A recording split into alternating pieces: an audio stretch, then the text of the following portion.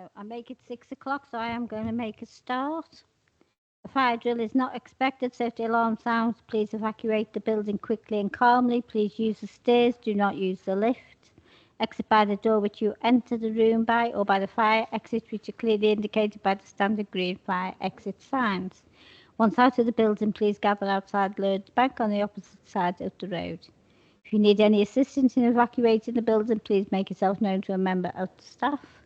And please, can I ask that you turn your mobile phones are turned off or silent for the duration of the meeting. This meeting is being recorded for future publication on the Council's website and YouTube channel.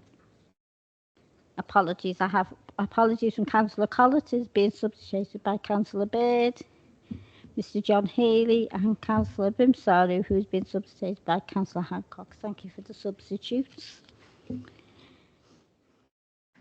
Minutes of the meeting on the 5th of February. Members happy for me to sign the minutes from the 5th of February? Yes. Thank you.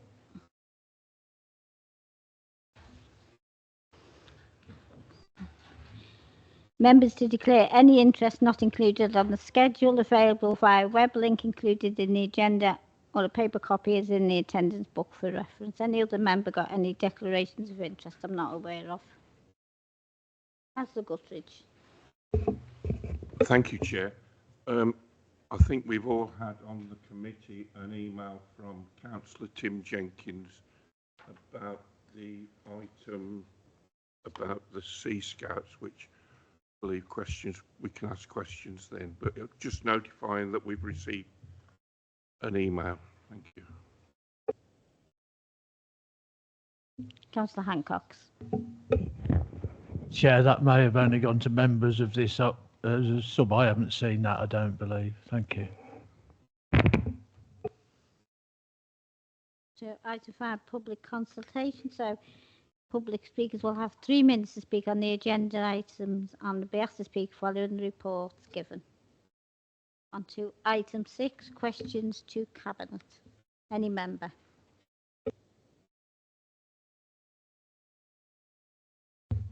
Thank you, Chair. I have got a question, but it is actually relating to the papers that are in front of us. So do you want me to do it later on rather than now? Is the question going to be directed for the Cabinet member to answer? And if it is, then maybe you should ask it now. Okay. So my question is that on page 28, the recommendation at 3.2 is regarding looking for other potential sites for the Sea Scouts, but we've actually been led to believe that officers have been instructed to stop investigating for the potential privately owned venues in the borough. So can we just see whether that is correct or not? Because if it is, obviously 3.2 is negated. Thank you. Councillor Brady. Thank you, Councillor Markham. I have not been made aware that we are not looking for other sites. It is the recommendation that we look for, or we work to look with other sites, whether that be privately owned or not, to help the Sea Cadets. Thank you. Councillor Walsh.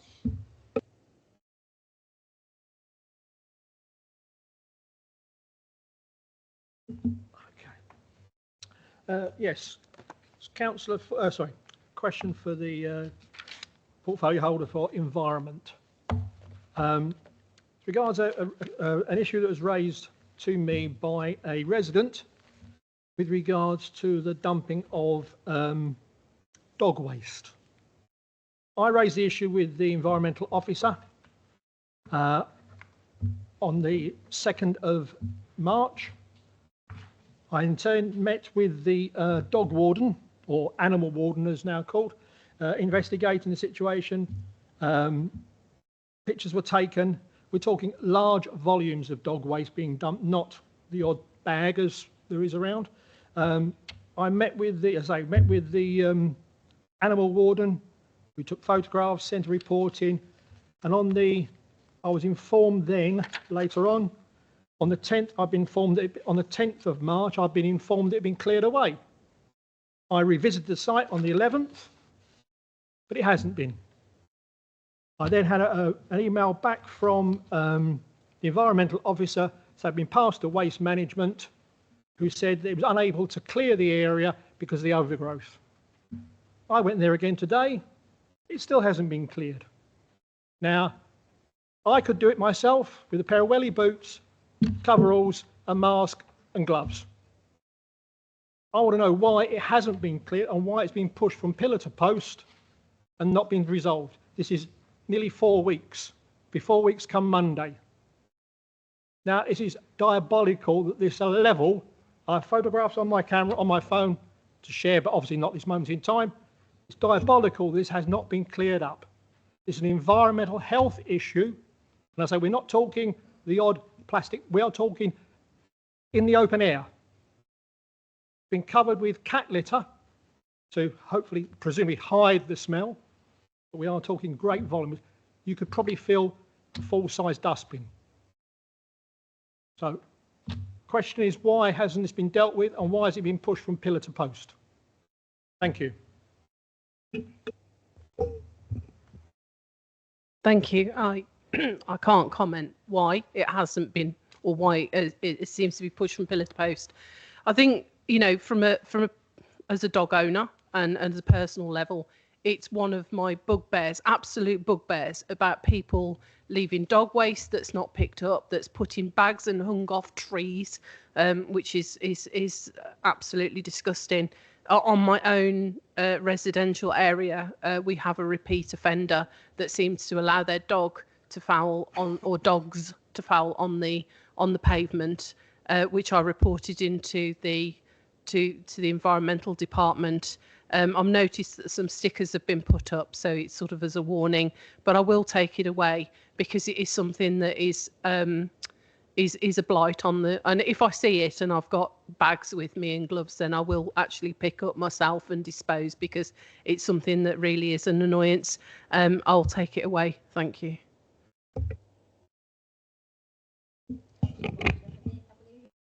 Yes, another question. It's again environmental stroke leisure, whichever you like to refer to is. We had an email telling us that the refurbishment of the Alders play area had been pushed back. But I was also contacted by a resident in that area to tell me that of the trees that were planted there a couple of 3 years ago, 2 of those have actually been broken down completely and destroyed. Now, could you please advise whether or not, whilst being refurbished, that could be those trees could be replaced?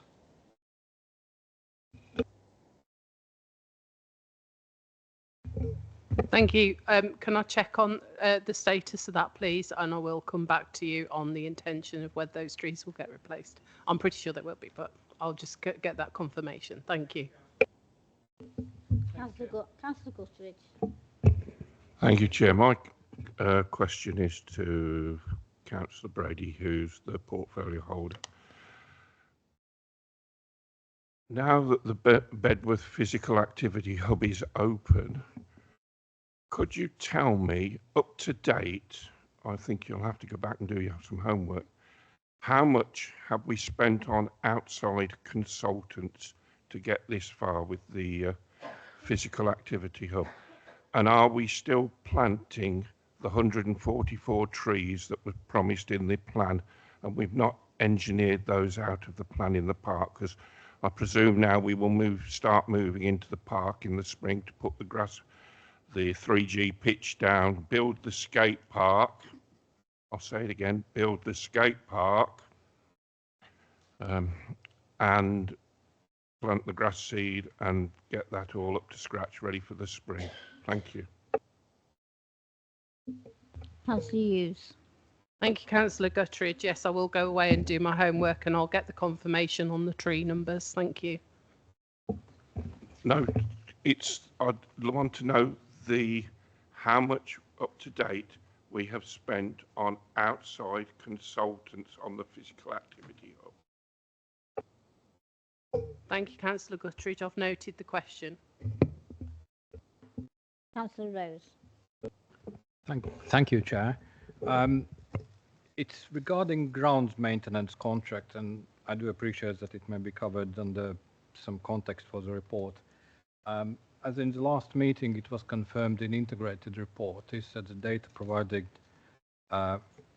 regarding compliance of what contractors do for grounds maintenance is provided by contractors themselves, which slightly leads to, I think the question asked by Councillor Walsh is how do you end up in situations that it's being reported that it's done and it's not done.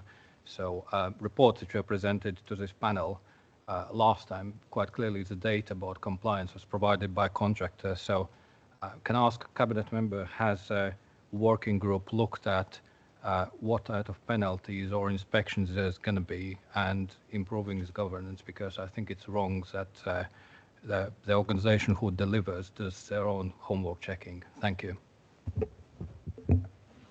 Councillor Hughes. Thank you, Councillor Rose. I think some part of this has been looked at as part of the working group in term some, but this is it's I can take away your comment and come back to you. I've got Councillor Rose and then Councillor Smith. Councillor Rose. This is going to be quick, and I appreciate that you may not have that data. I was wondering, in terms of Bedworth Leisure Centre, since it's been reopened in a new building, is there any data about membership for various activities there? Has it been going up or down, or has it been actively monitored? Thank you. Councillor Hughes. Thank you. Do you want to break that down into types of membership? Do you want to break it down if it's just, you know, people who've been issued the leisure card, or whether it's actual memberships? I think we'd have to be quite specific on the types of on the types of membership. As people can get the Everyone Active card or passport to leisure, but there are different levels of membership that I do know. So I'm a member myself of the gym. So, you know, I know the numbers at the Pingles have certainly increased over and above expectation, but we can get the data. But I think it does need to actually be broken down as to what specifics you're after. If I can quickly clarify, I wasn't just general about general passport to leisure scheme. I was specifically interested in usage of Bedworth Leisure Centre. So whatever data you have, however granular you have, has it been going up or down, like, let's say, swimming and gym and, you know, what other things since the centre was opened? Thank you. Councillor Hughes. Yep, thank you. I will ask the officers to approach the leisure operator and get some statistics for you, probably for the next meeting. I think that, so they can actually get at least then probably a full quarter worth of data. I think that'd be useful. Councillor Baird. Yeah, thank you. This is not a question really. It's just to say thank you very much for getting the bypass cleared. That was a question that we raised at the last meeting. That was from residents of my ward that raised that question. I was happy to see it done, and I saw the men doing it, and it looks very good. So thank you very much for getting that done. Councillor Smith. My apologies, Councillor Smith. I brought Councillor Baird in before yourself. That's right, Chair. I'm in no rush. As my question to the Cabinet Member, following on from Councillor Walsh, if Parks or whoever deals with the grounds request doesn't action what you've been asked for, what's the appropriate route to follow up? Maybe a complaint by the MAF system? Would that be recommended? Councillor Hughes. Absolutely. Councillor Smith, you can raise it on a complaint. I'm more than happy if members have got concerns or where they feel that they haven't been addressed, is to raise it to myself directly as well. Regular meetings with the officers, so absolutely. Councillor Smith. Rather than raising these officers, obviously a complaint will leave a paper record. Is that paper record actually critical in going forward in terms of, I suppose, assessing the delivery of the existing contract? Absolutely, yeah, it is. As I have no other members wishing to speak, and thank you for your time, Councillor Hughes. Move on to item 7, lawn burial provision. Report by the Assistant Director Recreation and Culture. Thank you, Chair. I wasn't going to go through the whole of the report. I've highlighted some salient points to raise to OSP members, Chair. Moving on from page 13, I just wanted to highlight section 1.2. The information that contained in this report reports back from the scrutiny panel meeting of the 4th of December 2025 in responding to those queries that were raised at that meeting. Moving on to page 14, I just wanted to highlight in terms of background, section 3.2, just following a review of the details of lawn burial against cremations, etc., is that 85% of burials in the borough are cremations, and therefore consideration needs to be given into understanding the number of plots available in years remaining across the borough.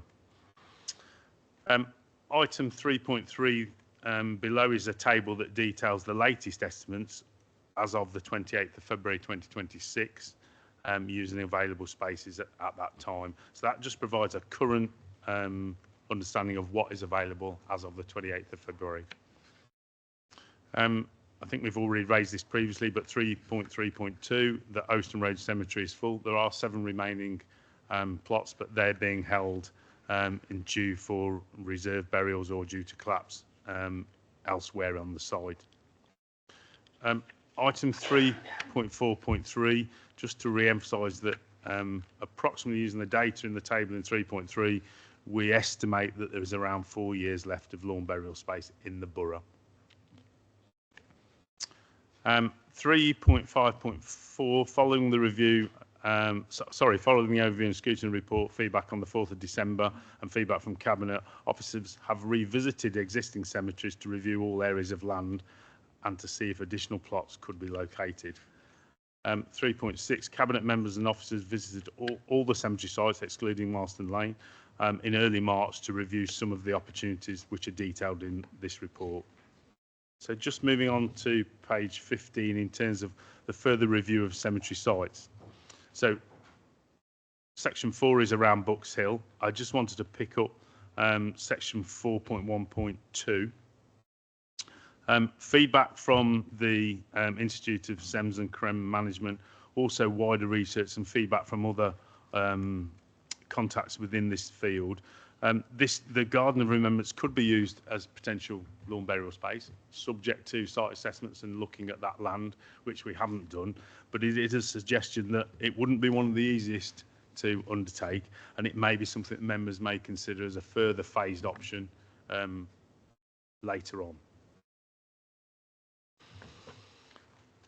So that brings you on to page 16, when under Bucks Hill, there are further options to consider. Now, the OSP can consider one or all the options that the officers have detailed in the report. So options 1, 2, 3. Option 1 I've just highlighted would provide approximately 25 spaces for infill of burial sections. Option 2, clearing away and removing the container and contractors compound would approximately allow for space for a further 20 burial plots. And then option 3, outside the chapel, if we cleared that land, could approximately provide a further 60. Just at the bottom of that, those options, quotes in excess of 20k have been received for the above clearance works, which we haven't got funded but would need to be identified. But that would obviously provide further spaces at Bucks Hill. Section 4.2 then moves on to Attleborough Cemetery. As previously reported, we have undertaken adverse possession to the land registry, and we're still waiting for notification of that, but I believe we've done everything we can. That was the southeast corner of the site, and it's identified in Appendix B of the report. Also requested at the last OSP is that we do consult and have meetings with funeral directors, short notice burial representatives, and we have done that. And meetings with Mr. Duval, and son of the funeral directors and nominated funeral guild representative, also provided feedback. One such in 4.2.2 was to review the possibility use of Attleborough Cemetery site and the acquired land. The feedback from that, as identified in 4.2.3, details there are constraints with that additional corner piece of land detailed in Appendix B, and that it will probably be more suitable for cremation plots due to several constraints of that piece of land. 4.2.4, this refers back to a Cabinet minute and previous reports to Cabinet regarding the use of Attleborough Recreation Ground be considered. That was further considered as a site during these investigations to see what opportunities there are, and its overall site in excess of 5 acres could provide a suitable location for future burial space. There are some issues identified in 4.2.7 that would need to be addressed: planning permission, groundwater, environment conditions, practical considerations and mitigation of loss of green space. There would be some consultation there with Sport England because you are removing grass football pitches and recreation ground. But that may be something that members wish to consider to come back on as a consideration for Attleborough Recreation Ground, where it was detailed not to progress the last time it was brought to Cabinet. That moves us on to section 4.3, Marston Lane Cemetery. There was a request for a breakdown of where the £3 million had come from. I think that's detailed in section 4.3.2, but that is an accurate figure, as best as the work that we've undertaken in terms of the work to date. And we've done no further work on that, but that clearly details where the £3 million is broken down into, and that was revisited during the work of this report.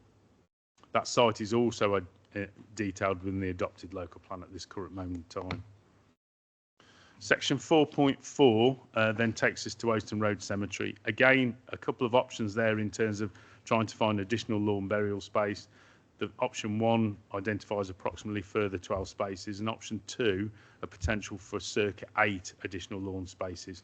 That does need to be site assessment, I stress, for us to undertake that specifically for option 2, because there is local knowledge, information that's passed to us that we have no record of, but we would need to see what that land was previously used for, or could it be used for supporting that. That moves us on to page 20, and I just wanted to highlight 4.4.3 in terms of Oaston Road. Following discussions with all the local funeral directors and officers, it's recommended that any new space identified at Oaston Road is prioritised for short notice burial space to maximise the plots at that site.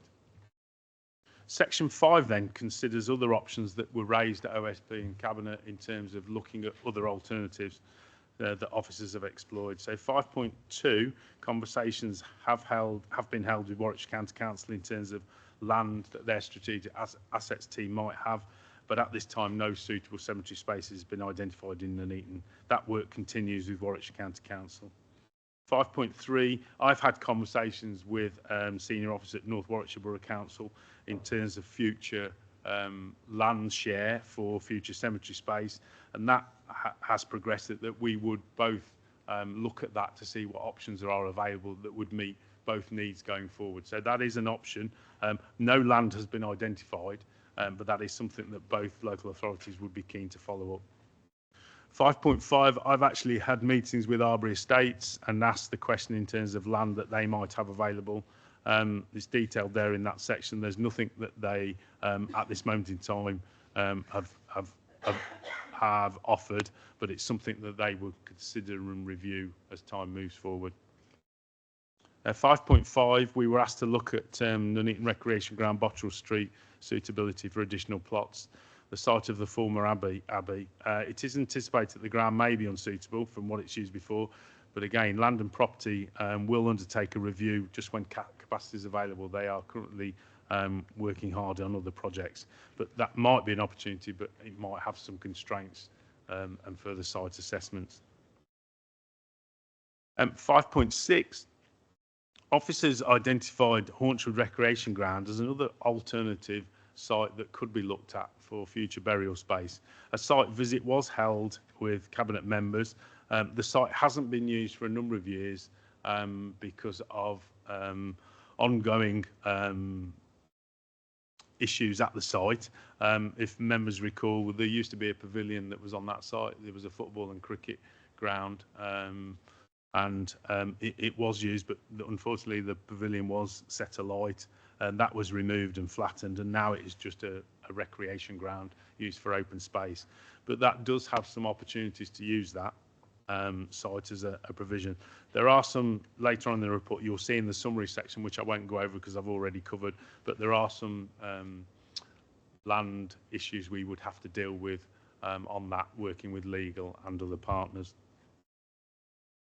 5.7, we were asked to feedback to OSP members on the income received for existing services and how much services are costing the council. That is detailed in the table in 5.7.1. And just to say, officers are reviewing existing fees and charges associated with cemeteries to look at reviewing future models. I think that would follow on feedback from tonight's OSP to Cabinet. Section 6 really just highlights a summary of what I've gone through for each of the sites and what the options are. As I said, members may consider more than one option. We're not saying it's option 1 or option 2. You might consider that you want to consider option 1 and 2 for the respective sites. And just my final point, the estimates and the numbers that we've detailed within the report are such estimates and the work of officers that they feel could be accommodated within the site. They may go up, they may go down. Infill, they're obviously already being used for lawn burial either side, but other areas where we're looking at pure new lawn burial space, we would have to undertake further site assessments to make sure we're not uncovering anything that we then cannot use.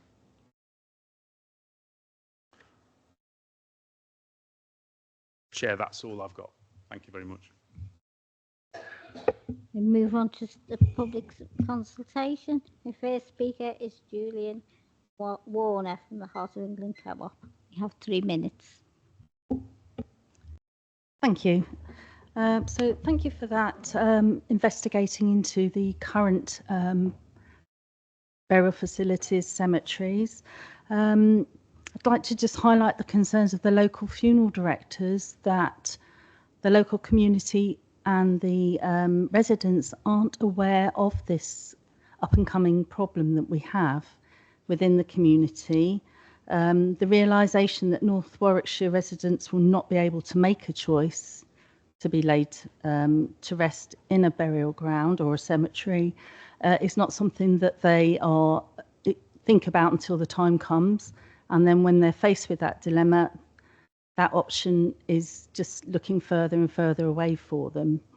To be respectful and mindful to the diverse community that we live in, and we respectfully require future provision for the right for a burial in the area of your residency and your home. And we are building homes, lots of homes around here. And since homes are being built in abundance, and given that the Environment Agency have just recently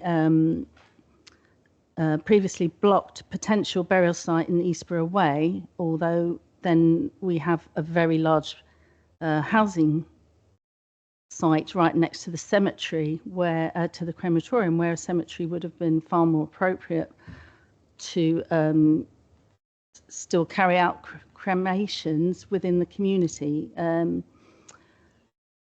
I'd like to say that could you be proactive in taking steps to include burial provision as a mandatory requirement in up-and-coming large-scale housing developments necessary for public interest to meet the needs for the future in our growing community?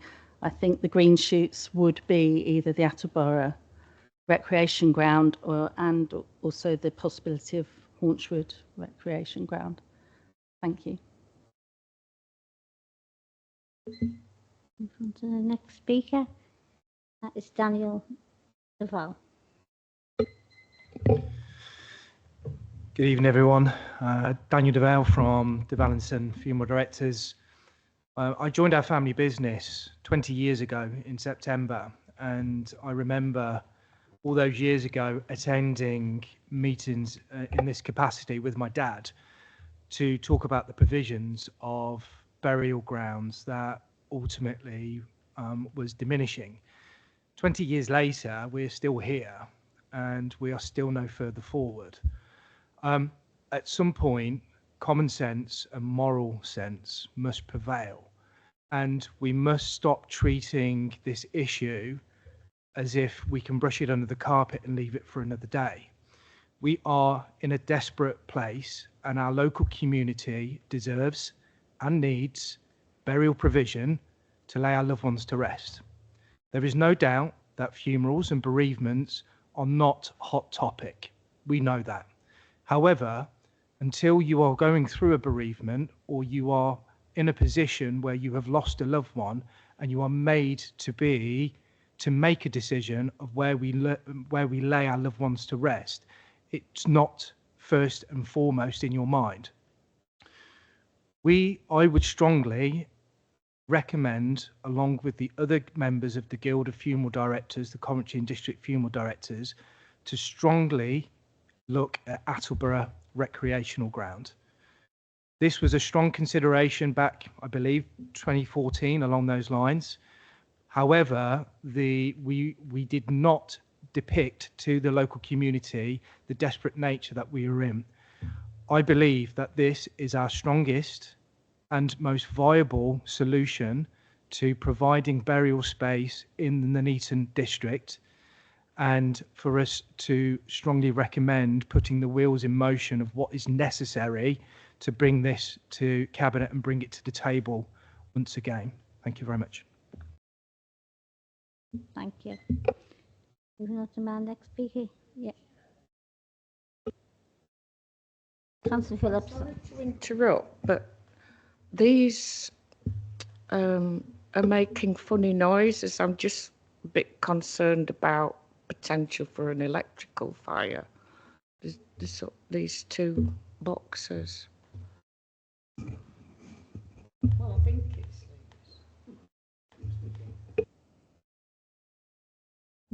When we have had some technical issues today.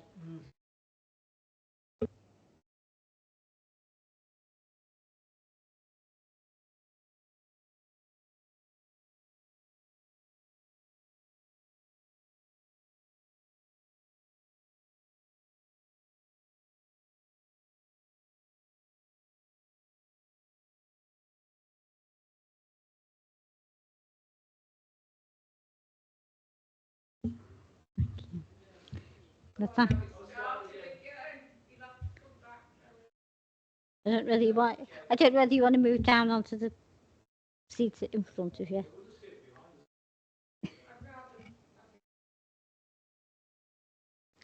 Okay. So, moving on to the speaker. Yes, Ian Akmabadi. Thank you, Chair. I have handed out the fuller statement to all the elected members, so I'm not going to read through all of it, but kind of carrying on with what my colleagues have mentioned from the funeral services. I'm here on behalf of the Muslim community, representing the Muslim community of Nuneaton Bedworth. The report states that there are around 4 years of lawn burial space remaining across the borough. This leaves it very uncomfortable for us, but for the wider community as well. In reality, pressure is being felt now. Families are increasingly concerned about whether burial will be possible locally and whether it can be carried out properly and without delay. This very issue, I mean, I've been working on it on behalf of the Muslim community since 2010, so the best part of 16 years. I know Daniel said he's been on it for the best part of 20 years. So it kind of just highlights how long this mess has been in front of us, but we've never really been able to clean it up. Ouston Road is clearly at capacity. We welcome the recommendation to prioritise the short notice burials there. However, we would strongly suggest that this includes clear provision for faith-based burials. In terms of Attleborough, the land identified is only suitable for cremation plots, which does not help communities like ours. However, that highlights a wider gap in planning that needs to be addressed. Some has been mentioned. Some people may be aware or recall the Attleborough Recreation Ground was considered back in 2014.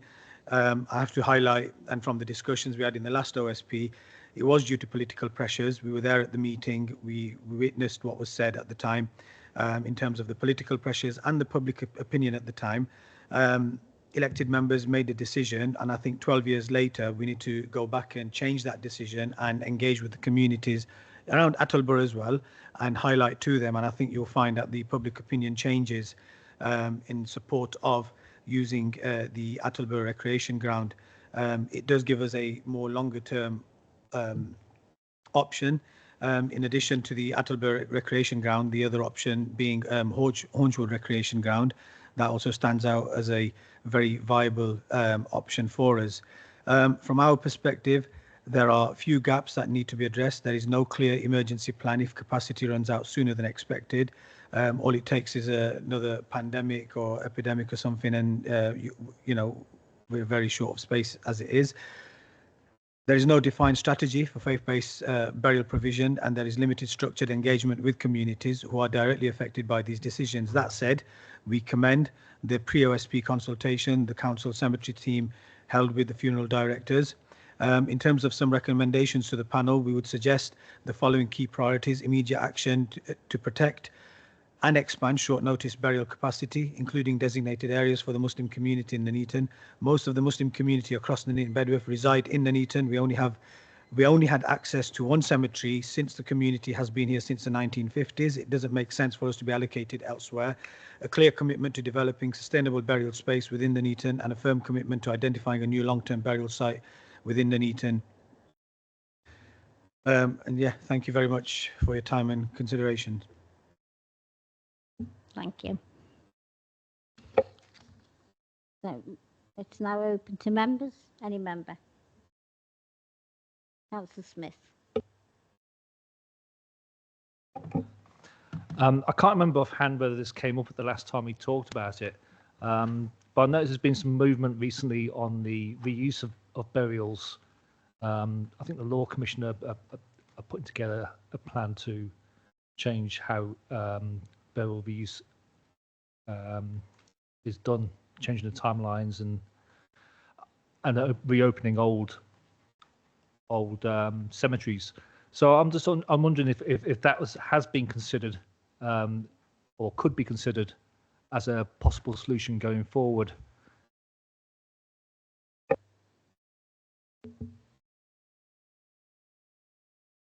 Kevin, you going to answer that? Sorry, Chair, we were just consulting that. I think it's very early days and it's still going through Parliament, I believe. I believe, and there's something saying to me that I've had this conversation, I think, with colleagues previously in terms of, I think there's only London that I believe I've used that. So I think it's very early days for us to really comment on that, Jill. Thank you. Councillor Markham. Thank you, Chair. I mean, it's clear from this report and obviously everything that's gone on that whatever happens and whatever our direction is, that we are going to need more space, which is obviously going to cost, obviously outlined in this report. So back at the December OSP, highlighted that the Heart of England crematorium owed us, this council, a considerable amount of money in arrears. Have any of the arrears been paid? If not, why not? Are we chasing it? Because they can actually be used to offset some of the costs from this. Katie? Just to confirm, we have reviewed that following the last OSP, and they aren't in arrears. We have received payment. We are just reviewing for future contract terms at the moment, but we have received payment for their rents. I've got Councillor, let me look at my list. Councillor Walsh next. Thank you. Just two questions, if I may. Expenditure and income. Page 21. In the last year, 24-25, obviously there's considerable deficits of 32,000 in comparison to obviously a surplus the previous and only a 13,000 deficit in 22-23. What's happened cost-wise? Why have we got such a high increase in deficit, given that the income has increased year on year? So I'm asking, why has expenditure gone up so greatly in the last 12 months?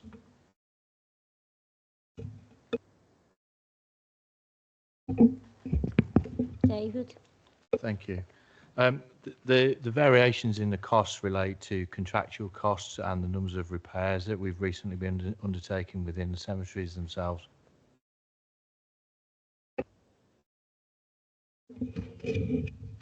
Obviously, listen to this report. It is a concern, obviously, with the lack of space, the lack of burial space has been brought forward to this committee. And obviously, we've heard from the various funeral directors their concerns, and this has been ongoing for a number of years. 20 years, I believe you said, was the last, under consideration. Legally, are we required to have a certain number of burial places based on the size of our community? Is it a legal requirement as such? I mean, obviously, we know in terms of housing, we have to have a certain number of years of housing development. Does that apply then to burial sites, etc.?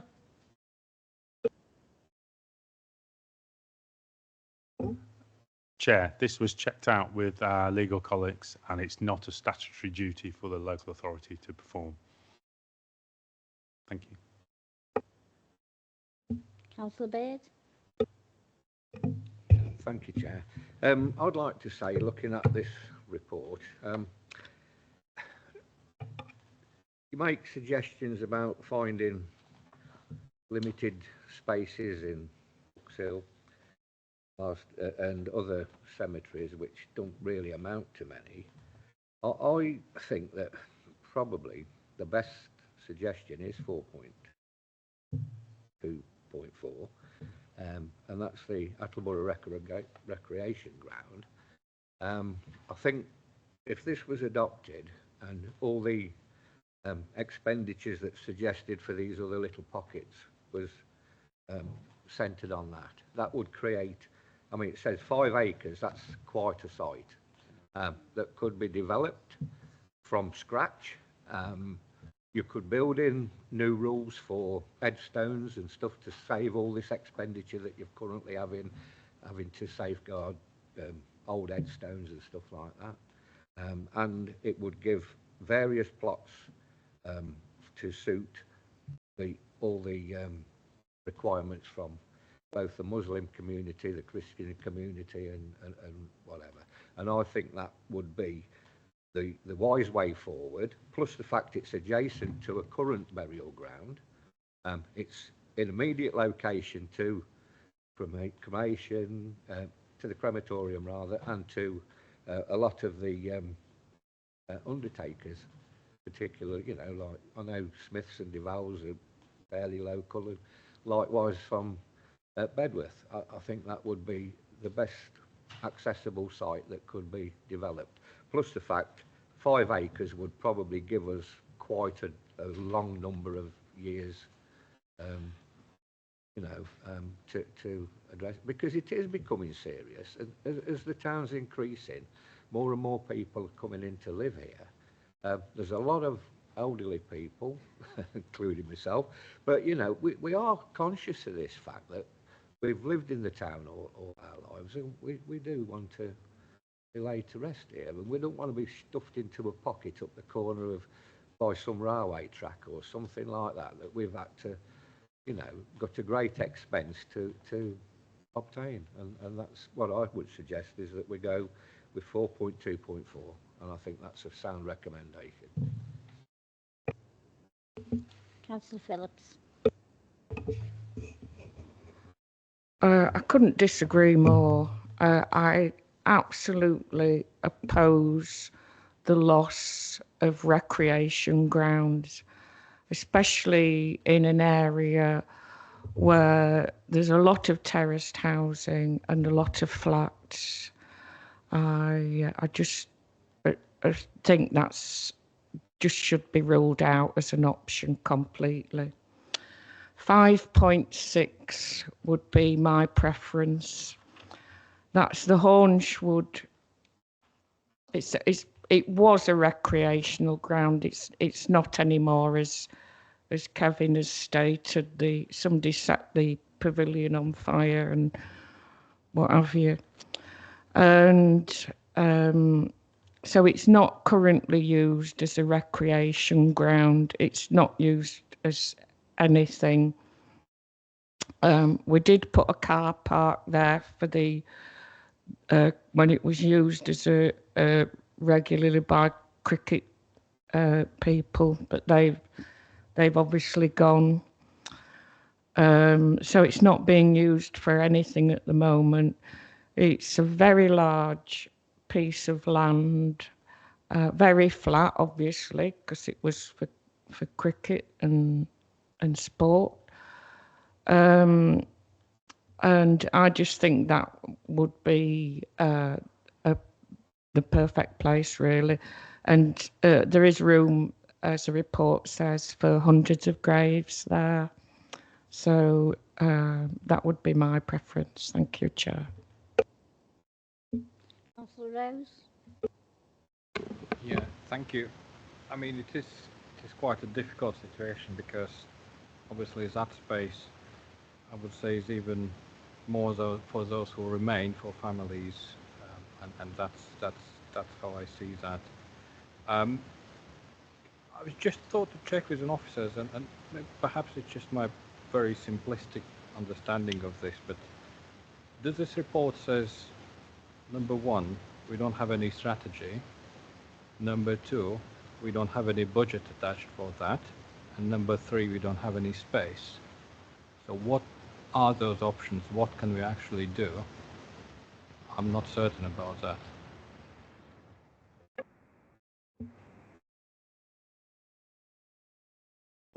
Kevin? Chair, forgive me if I didn't pick all those up. There was a bit of background noise in the... So in terms of reporting back to OSP previously, the Marston Lane site was identified as a strategic site as the long-term borough burial space. That is in the adopted local plan, and we detailed the funds in the previous report and highlighted here what the funds, that 3 million, consisted of.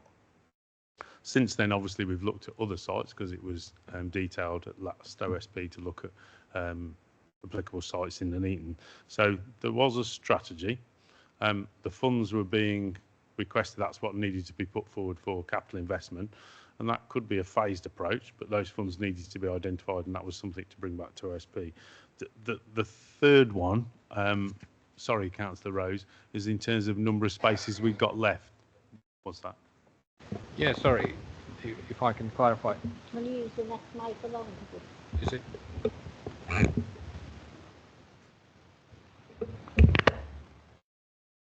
Any better? Hey. No, what I meant is this. I mean, we obviously, you budgeted for it, but I'm just not certain where those 3 million are coming from. And I think, is a paragraph which is provided here.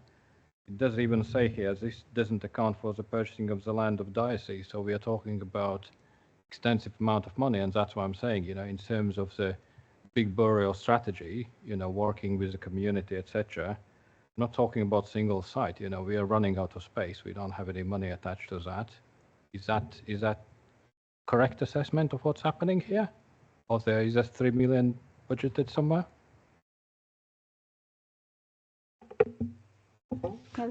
Chair, I'll just refer back to the report. So the 3 million was an estimate of what it would be for Marston Lane to deliver that as a borough burial site. The detailed breakdown details what those funds would be used for, including the purchase of the diocese land.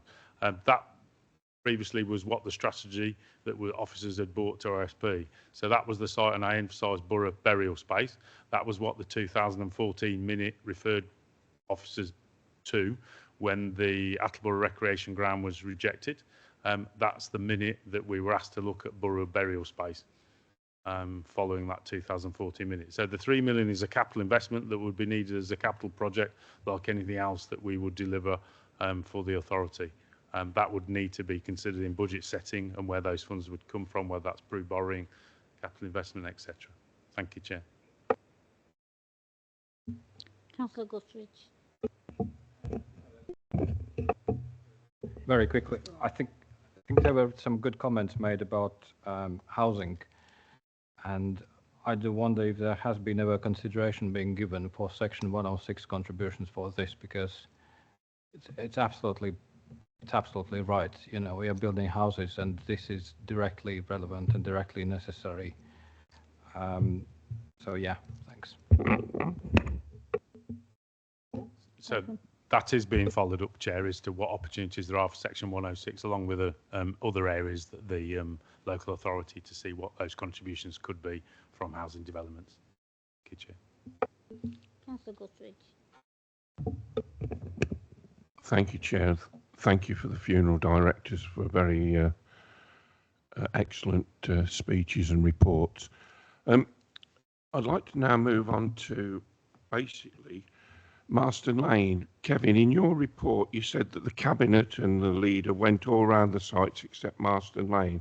Was there any particular reason why we didn't go to Marston Lane? That's my first question. Kevin? I think the simple reason was that we ran out of time because we did the other sites thoroughly. We know what we've got at Marston Lane. It was previously extended and has the opportunity to be extended again, but there are consultation that would need to happen with Sporting regarding that space. But I think it was more the time. I think we'd been out 2.5, 3 hours, and we'd planned on a 2-hour site visit. So we needed to move forward. Thank you, Chair. Got something else, Councillor Guthridge? Yeah, I'd like to carry on now. Thank you. We have really 2 sites in Nuneaton to look at, in my view. That is the Attleborough Recreation Ground, which was approved to look at in 2014, and now also the Haunchwood Road. Would it be possible to do some scoping and seeing what cost either site would take and how many burials we could get out of either site? And would it, you know, I'm hedging my bets, not putting all my eggs in one basket, but to see if Haunchwood Road could be used as a burial site and opened up for many years, would that be a better viable plan than to go into Attleborough Rec? So I wonder what we can do to push this job forward. As the funeral directors said, you know, we are running out of space, and I'm getting older, and the church that I worship at, Bulkington, is running out of burial space. So we've also got to take into account the burial spaces from the parish churches, because once they become a closed churchyard, then they look to be buried within the borough in Ouston Road, i.e. Ouston Road, Marston Lane. So, but going back onto Councillor Rosie's point, there was a budget put together for further scoping of Marston Lane when I was portfolio holder. There was a large amount of money put there, but that was taken away to do the repairs or look at Attleborough and Bucks Hill. So they've spent the money on Bucks Hill and Attleborough, whereas we could have been further along the line at Marston Lane with laying out Marston Lane, because there is various things along there. We've got to try and purchase the land to make that site more viable. So I'm more keen and to push on with Haunchwood Road and Attleborough, and let's see if we can see which is the best site forward for the funeral directors and the residents of this borough, who unfortunately, like me, will pass away soon. Thank you. Did you want to come back on anything, Kevin? It was, Chair, really, that's the options that we've put to OSP for you to consider and provide officers with a steer. We did do some initial ground investigation works at Marston Lane, and as Councillor Guthrie said, that funds were diverted to do other works that were needed at Attleborough and Bucks Hill. We officers are just requiring a steer from OSP and Cabinet as to which site they feel we need to look at. I think quite rightly it does need to be a feasibility study, an initial desktop, and initial to see where, but not just reminding members that it is a loss of green space, so we will have to go through planning, and as a consultation with Sport England, we will have to look at mitigation of that loss of green space as well, and that isn't cheap, because you've got to find somewhere else to put that green space. And I recognise that any green space lost within areas of the borough ward is a detriment for loss of open space being used. And it was mentioned in terms of Hornswood Recreation Ground, it hasn't been used as for sport provision, but it is very much an open space, and people use that to walk and take opportunities to walk around that open space area. Thank you, Chair. Councillor Hancock.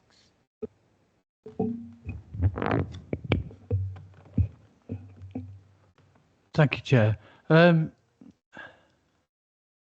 assuming, Chair, that all comments that are made tonight will go back to the Cabinet for determination, because it's a very delicate subject that we need it. And I have a lot of sympathy for the people that have spoken tonight, and maybe I'm part of the problem, because I can remember all them years ago when we were having the same conversations and we've not managed to resolve it, albeit it is a difficult one to resolve. But we have to be careful that we don't get into some sort of bun fight about who prefers what area, etc., etc. And that's what I'm saying, because there's no clear recommendations within the report, and I apologise, I only saw it quite late if I missed them, that it will all go back to Cabinet for a decision by Cabinet, and then to be brought back to full council. It's a really difficult situation, Chair, and it's one that I'm well aware of. It's a problem for many authorities. A lot of authorities are going through this. The local plan has been mentioned a few times, and I can remember going back to years when I spoke about there was a piece of land in Bedworth that had been identified in the local plan for this purpose. But I think it was never purchased by the council. It was a private piece of land, and I don't know whether that was withdrawn from the local plan or not, or whether it was going to be a private burial site. I don't know. But Kevin answered one of my questions, and also it related to something that Councillor Rose said, and I actually knew the answer, but I thought I was going to ask it to clarify it, and that is that local authorities don't have any statutory requirement to provide such a service. That sounds really strange, doesn't it? But that's the truth of it, unless Kevin's going to tell me I've got it totally wrong. But the only thing I would say to that is, although that's a statutory, it's not a statutory requirement, it's something that should be given consideration. But by the same token, I think we absolutely have to be able to have a plan to provide for burial sites. One question that I do have is, and I haven't seen it anywhere, have we given any consideration to reopening old cemetery and burial sites that are now closed, such as Councillor Guthrie just mentioned? I know there's lots of things being considered all around the place over this situation, but I don't really see mention of those things, i.e. reopening old closed cemeteries, realigning how people have been interred. I'm just interested in whether that's had any consideration. Thank you, Chair.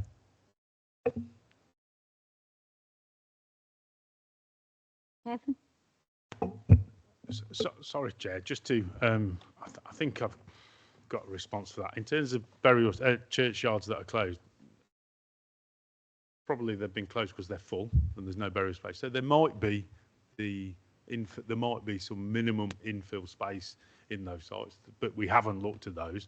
And in terms of reusing, I think that refers back to the point I raised earlier in terms of that's going through Parliament if we're looking to do interments and look at those burial spaces that have been used for 50 or 100 years, whatever government decide that is. So in terms of closed churchyards, no, we haven't gone back to those apart from the ones we've detailed in the report, to look at not just 5 or 10 where we could find significant space, but the others we haven't looked at until we'll have some clear clarity from government and Parliament as to intervention.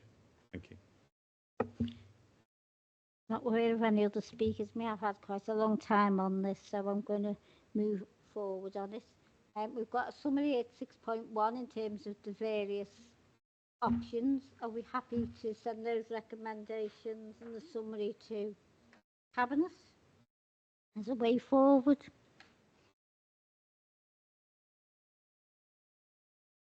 For me, I think it's quite important that both pieces of land, both Attleborough and Haunchwood, are looked at the same time, because I would hate to think that we'll look at one and then go, oh, it's not suitable, and then we've got to restart again. So if they were looked at in conjunction, I think that would be quite useful.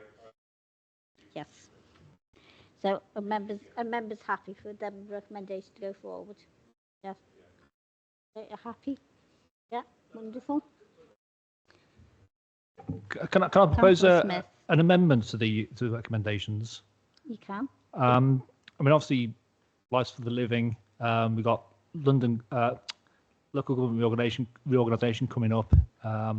So whatever option we choose, we're going to be swallowed up by a larger authority within the next couple of years, and obviously correspondingly more green area to actually consider. I think we should actually genuinely kick this can down the road and defer it. I don't think we can. This is like Yaz said. If you can hold on a minute, Councillor. Sorry. What I'm going to do is I'm going to ask if there's a seconder for that.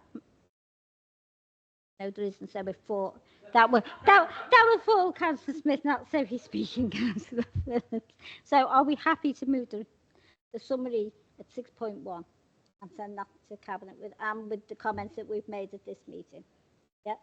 Thank you. Concluded. Thank you very much for the time from the funeral directors and Yazine. Move on to item 8, access to open water sea cadets.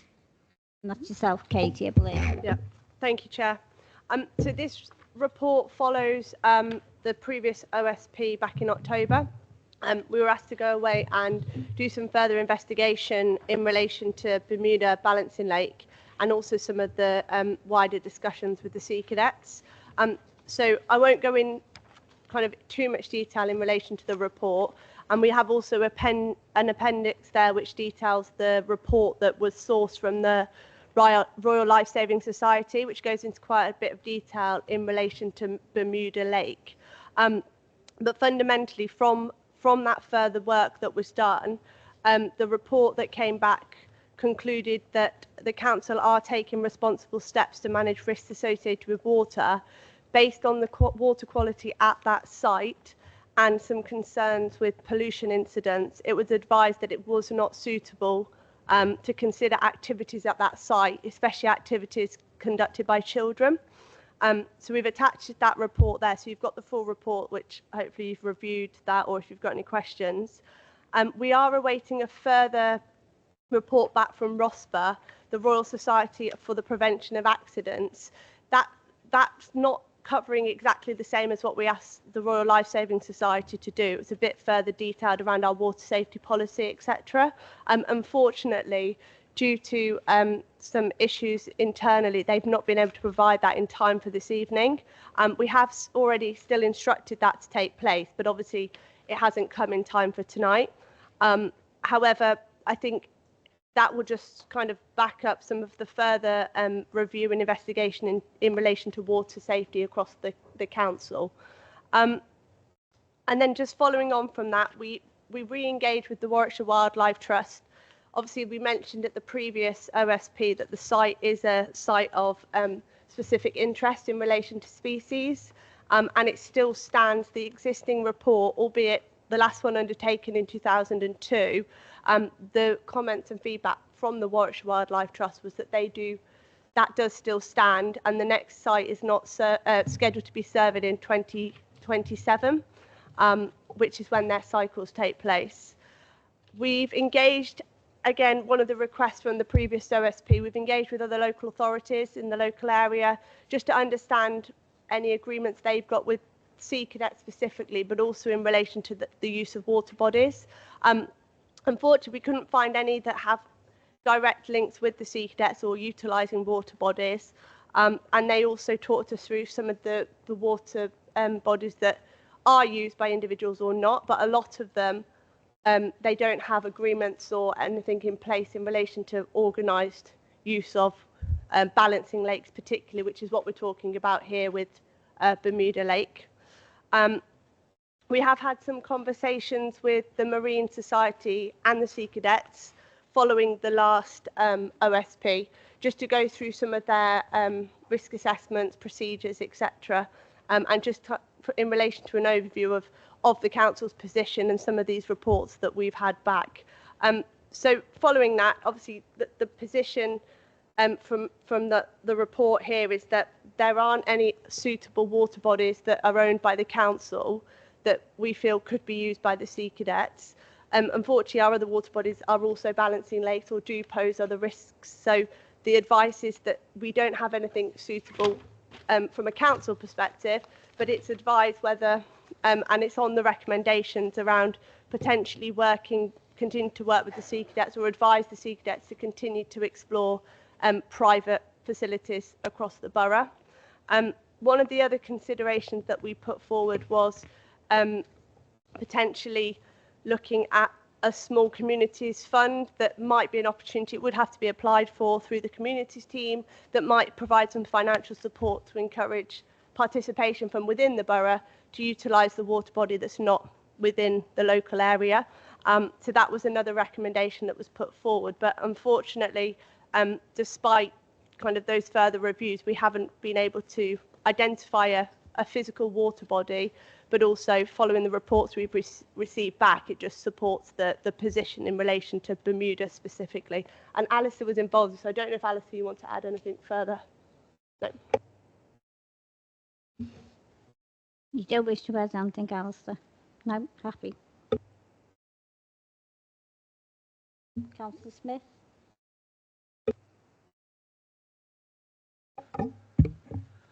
I'm going to be brutally honest. I'm not happy with this report. You said you engaged with the Sea Cadets. I know for a fact that the Sea Cadets did ask for a meeting or be involved in the meeting before we came to OSP, and that was rejected. You said that there wouldn't be a scope for a meeting, so the Sea Cadets have had no right to reply on this at all, and they dispute a lot of what you've concluded from this report. I just want to go through some notes, if I may. Yep. So the risk assessment, the report itself from RLSS, most of the risk assessments are low, some medium, but none are high risk. No high risk identified. So how do we see this as being a high risk or too much risk to allow the cadets access to the water? That's my first question. Katie. If I can just come back on the first part of that in relation to a meeting with the Sea Cadets. A meeting was arranged. Unfortunately, the Sea Cadets didn't attend, and we did follow up with a copy of the report and open that they could follow up further conversations if required. So I just want to clarify that, and I'll hand over to Alistair in relation to the other point. I think we've been quite open and transparent. I've met with the inshore boating team. I've met with the head of the inshore boating team to discuss the concerns around the use of this site. The site does pose a risk. When we first sat down at the OSP last year, we talked about the risk between an indoor swimming pool and the risks of Bermuda Lake, and it was put forward that there wasn't a difference in risk. I would object to that comment. There is significant risks. We were challenged as officers around our own competency in the ability to determine a risk. We've gone out as requested and brought in a professional. Their recommendations are in the report. I'm unable to go through the details in their report because they're not here, but I think my opinion, and I've got the corporate health and safety manager behind me, that we stand behind the recommendations in the RLSL report.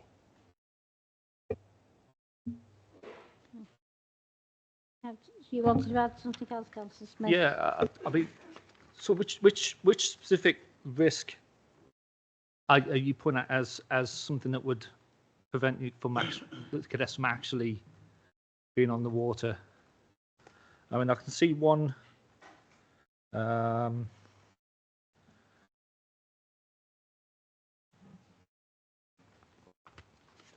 Just bear with me. Most of them are low.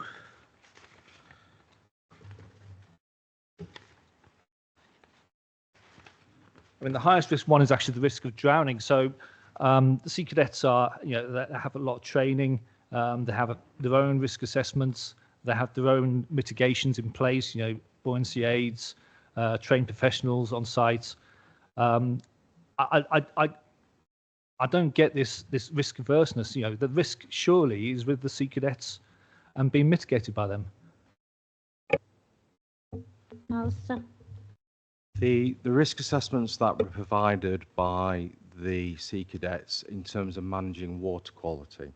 So this is a balancing lake. The report refers to the number of inlets in the body of water which are uncontrolled. The mitigation from the sea cadets in their risk assessment in terms of avoiding the swallowing of water was that the sea cadets would not swallow water. So there's a number of risks that the council exposes itself to by allowing the use of this water body, which has uncontrolled water entering it. Therefore, the risk is so high to those individuals. We talk about drowning, we talk about other risks there, that actually we can't control to an adequate level the risk to those individuals who would use it. And actually that risk doesn't exist at the moment because the sea cadets are using water bodies outside the borough, which through their own risk assessments are probably more suitable than this body of water. So the risk is around somebody going into that water.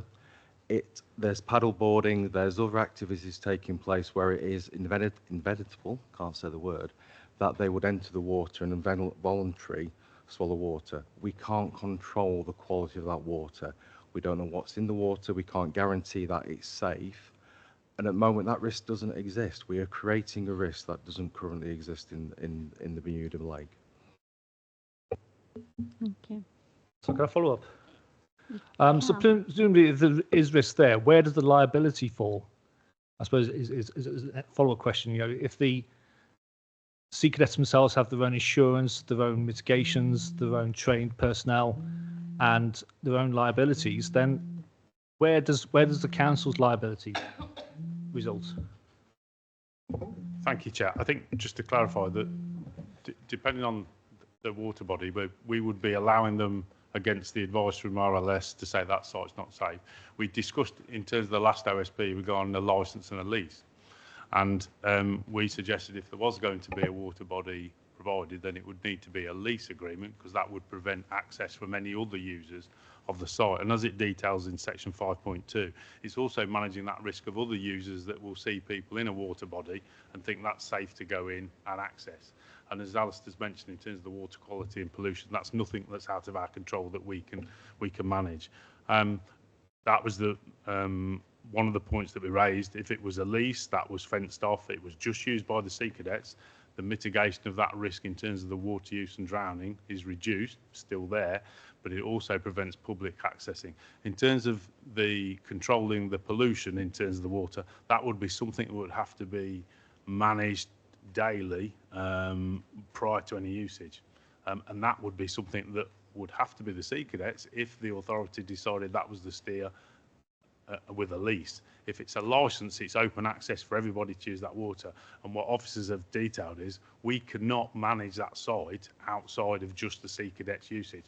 I'm not have no hesitation that the sea cadets have got health and safety qualified trained people to be able to use the site and the activities on the site. It's people outside of that. But as Alistair has detailed in the RLS, it's the water quality that also causes a concern, and I've raised that in the report in terms of how that site would be managed. Thank you, Chair. Councillor Walsh.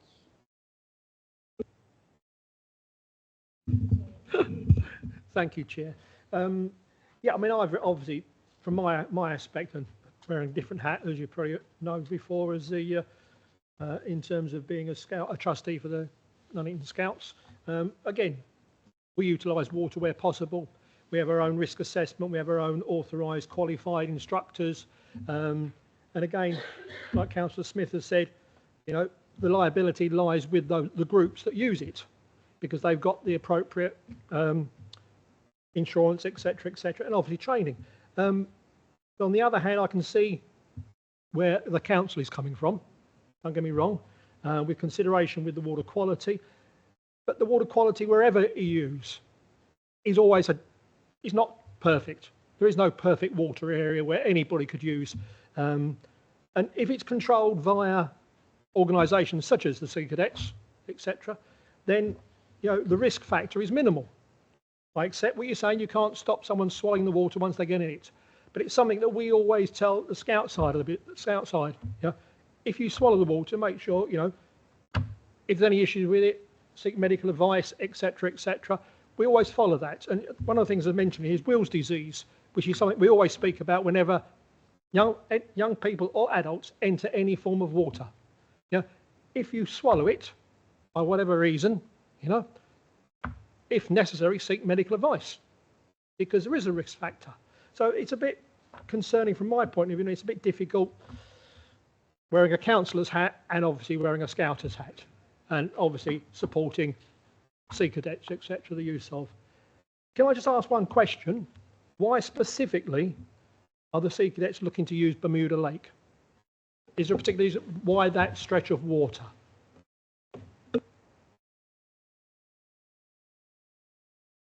Chair, that was the formal request in writing that was sent to the portfolio holder. That side.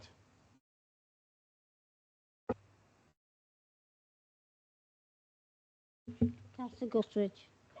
I'd like to come back and ask a question, but I believe one of the members of the Sea Scouts are here, and he could probably have answered the question of why they wanted the Bermuda Lake if you'd let him, please. Unfortunately, Councillor Guthridge, they haven't agreed to speak. I think, yeah, we've had the report in front of us, and we did have a concise report from them last time in terms of why they wanted to use it. So I think, yeah, nice try. I hear the gentleman. Yes, nice try. Unfortunately, they haven't agreed to speak. Thank you. I have a couple. I mean, first I'll just ask. It's in terms of reports. So obviously, from Royal Life Saving Society, it's you know it's not a surprise that you know risks of drowning and other things are mentioned there. What's going to be different from Royal Society for the Prevention of Accidents? I mean, what kind of specific information we are looking from them? Alistair. We reached out and looked for bodies, independent bodies that could best advise us. The reason for the second report is more around the council's due diligence following the fatality that took place last year. So the question we had was around liability. In terms of individuals, the C Unit is an independent charity. Those individual volunteer officers are directly liable for the health and safety and will be held liable under the Health and Safety at Work Act. The council will also be held under account because that water body is under our control. So we've allowed that water body to be used, and we've carried out the assessment, and we don't think that actually, as officers, with the trained officers we've got, that water body is safe. So in terms of the ROSPA one, it's that additional due diligence for the local authority to understand actually the policy that we currently have in place, which is we don't allow anybody to enter our water bodies, is valid, because we could still be at risk of intervention from the Health and Safety Executive following the fatality, and they could still come in, as they have done previously where we've had previous fatalities, and interview individual officers and look at the individual liability to officers as well as the local authority in the actions they have taken in making decisions.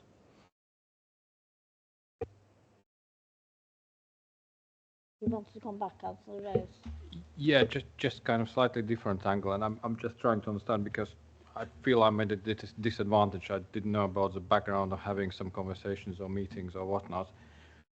Just kind of to untangle. So what this report is saying, that there is this particular venue is just not a venue for that activity. Full stop. You know, it's not. You know, you can stretch. You can find various arguments, but it's not there. It requires certain investment, I understand, to make it suitable. And that investment needs to come from somewhere. So it either comes from a council as a venue operator, or it comes from external body or a lottery fund or something. But there is additional step to make it suitable. What I'm kind of slightly getting confused about, because we are talking about technical competencies of, let's say, people who are on a boat and do stuff. And obviously we can discuss about how well qualified they are to drown or not to drown. But then there's a bit of information coming in around toxicity of the water. And I'm just not quite sure where it stands, because obviously that is an important part. If that is an issue, that's full stop, that water needs to be cleaned up before we even go anywhere, and somebody needs to take that cost on. Simple as that, we can shovel the papers around, the reality says something else. And is that my correct reading of this report? Kevin? Sorry, I was just going to refer, it's a balancing lake element as well. So there's high and low levels of water, but the pollution, as and when that's occurred, and it has occurred in the past, the Environment Agency have been contacted. So we can't control that. That element, that's something out of our control. So you could clear it up one week, but it could be polluted again the following week. So in terms of that site, officers and RLS have said that site's not suitable for water activities. And it's a balancing lake, obviously, with changes in the height and weather. Thank you, Chair. Councillor Hancock.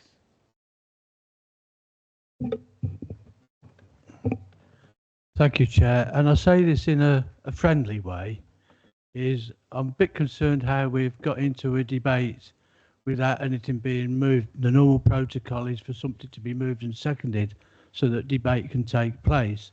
But I think we've kind of got a bit too far into that. But to put that right, Chair, I will move the recommendation, and if it's seconded, I'd like to speak. Thank you. Thank you for that, Councillor Hancock. I've certainly, since I've been the OSPG, we've never moved like we do with planning. Never. But well, I'm sorry, Chair. It's the protocol of the council. Yeah. The Constitution says that's how it should work. It doesn't matter what committee or working group it is. But we never have. But I'm happy to second it to carry on the debate. You wish to speak, Councillor Hancock? I do, Chair. Thank you. Chair, we've had a really good relationship with the Sea Cadets in Nuneaton and Bedworth. And I have to declare an interest, I suppose, although it's been many years ago when my daughter was a member of it.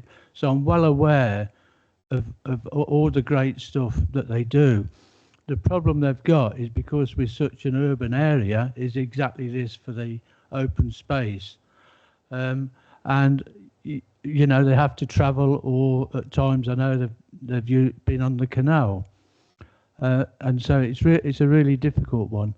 And I really want us to be able to help them. However, Chair, we would be foolish to ignore the advice that we've been given.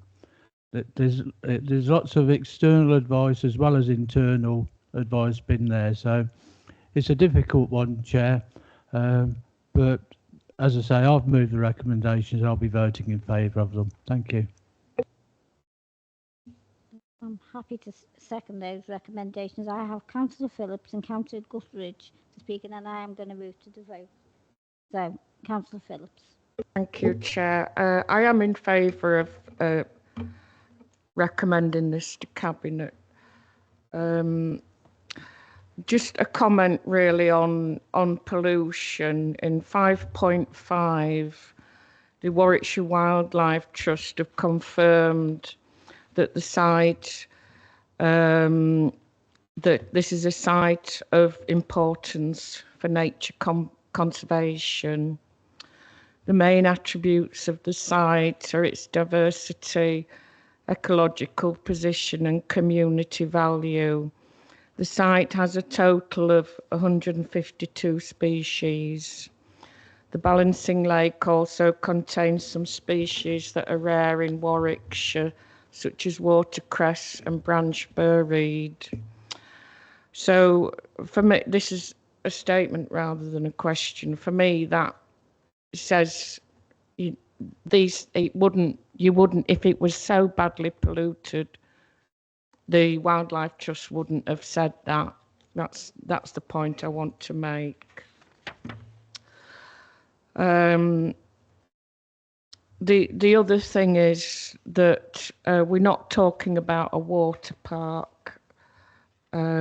which is where we seem to be drifting off sometimes. I'm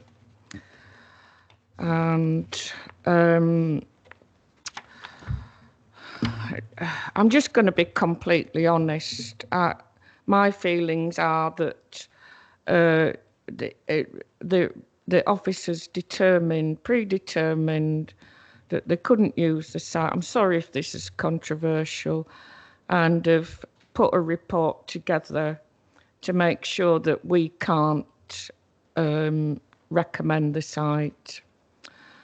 And I feel no different from that for getting this further report. What I do support is section 6.2, that offering financial support. We know that it costs a lot of money for the sea cadets to travel to other authorities to use their water bodies. So if we can't allow it ourselves, I'm going to recommend. I'm going to support the recommendation 6.2 that we give them some financial support. Thank you, Chair. Councillor Guthridge. Thank you, Chair. We're in a difficult position. I fully support the Sea Scouts, and I think they do a wonderful job.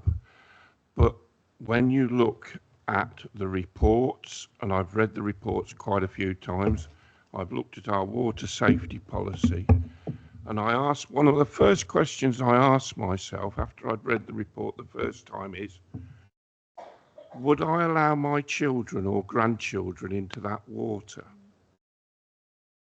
It's contaminated. It's runoff from the roads. There's oil. When you read the summary, it says, if I can quote, however, during the site visit, water contamination was highlighted as a serious concern.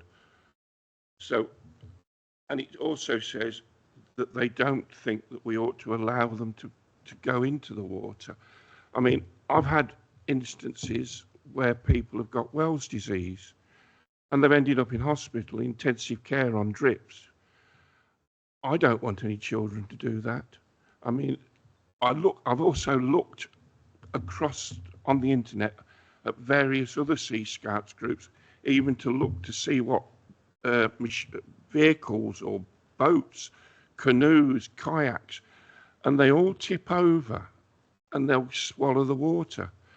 And I'm concerned for the poor children and the parents. If anything happens, the water is unsafe. It's got oil in, it runs off roads, and we all know what runs off roads. And when you talk about, you get further into the report and you look at what Severn Trent do, they don't do a lot for it. So unfortunately, I don't think the Sea Scouts ought to be allowed to have the Bermuda Lake.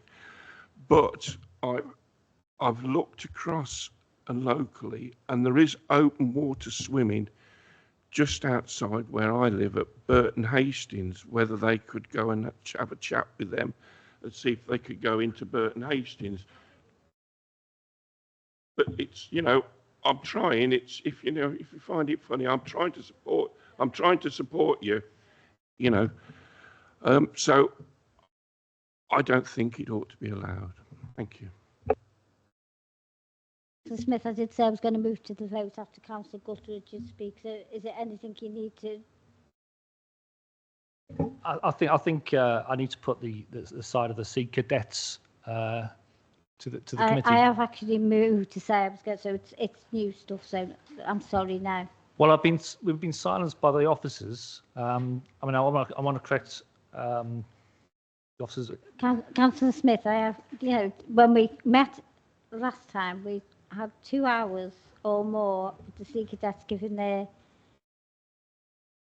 information to us. So I think we're well aware of everything that is involved in that. So Well, I'm sorry, Chair, but you say that, but there's no reference to the Sea Cadets report in this report at all. There's no reference to their background. There's no their reports aren't attached to the item at all. It's a pure one-sided argument. It's like prosecution prosecuting somebody and defence having no. Smith, I have made a decision. I'm sorry now. I am going to move to the vote on this. So all those in favour of recommend. Chair, just before we vote, can I ask that the office? It's on the. I presume the question you're going to ask me is on this vote. Yes, about the vote. The recommendations. Can they outline the recommendations? And can I call for a recorded vote, please, which I am entitled to do as a member of the OSP. So three. We need three. Apparently, we need up on the feet. 1, 2, 3. Thank you. Thank you. Yeah. Right. So I am going to move to the vote on this. Before we move to the vote, Chair, can I propose an amendment? But I am going to. Councillor Phillips did actually say about 6.2. So is Councillor Hancock, as the mover of the recommendations, happy to include 6.2 in those recommendations? Yes. I'm happy to second them. So Councillor Phillips. So within the recommendations, they will also include 6.2 in terms of help or support. Yeah. Yeah. So it's in there. So 6.2 will be included within those recommendations. So. I'm still a bit mystified of the recommendations. So the recommendations are 3. So it's 3.1, 3.2, 3.3 and 6.2 in terms of some financial support. So for a simple lad from Nuneaton, can you break them down to what they mean in layman's terms, So please? it says 3.1 is panel man scrutiny information and agree recommendations to be referred to Cabinet. 3.2, that the officers work with the Sea Cadets Commander and PF for leisure and health to review other private water bodies in and around Nuneaton and Bedworth that provides a suitable venue for their water activities. And 3.3, that the members consider the opportunity for a small community fund to be established, supported by income received from the Borough Lottery, open to application by Nuneaton and Bedworth organisations.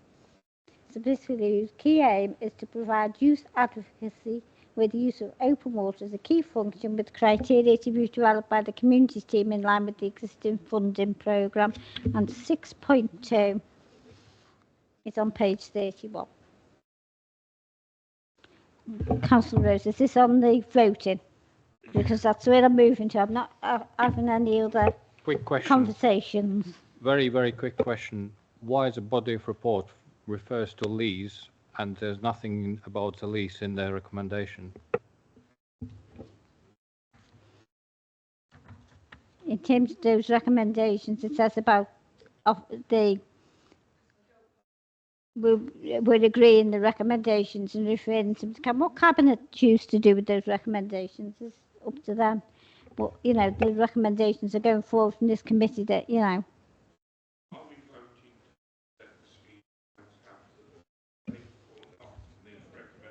Not under these recommendations, no. No.